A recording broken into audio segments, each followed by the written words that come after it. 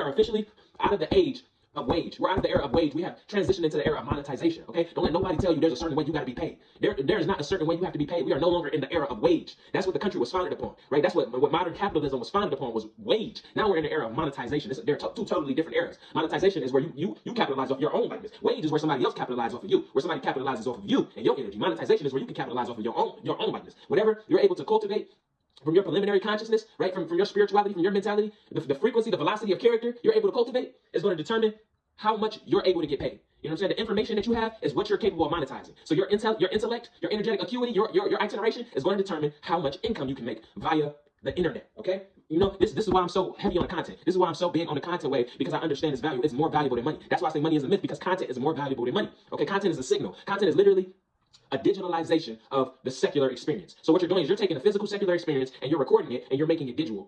From your visual perspective, it's virtual, but the way that it's measured, the way that it's calculated is digital, right? That's the way that it's platformed. So you're making that digital. What the fuck is that? That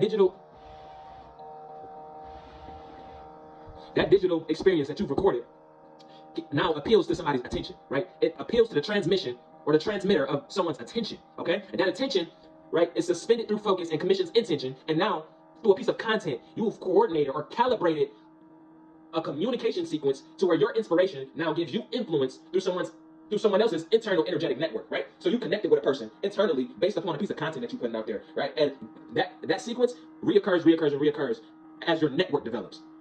Money is a representation of energetic transfer.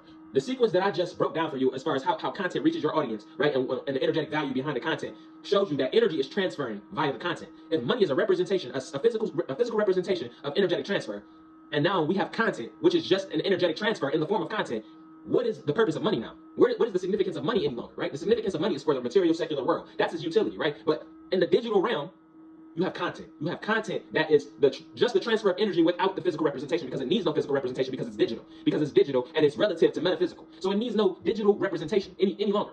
It needs no physical representation any longer, because it is digital. So the content is just the transference of energy without the physical representation, without the aspect of money. It's direct transfer of energy. So it no longer needs the buffer of money. The buffer of money is just a measure for when it reroutes itself back into the secular realm. But as far as energy is concerned, as far as how the money is made, as far as where the money is going, it's following the energy.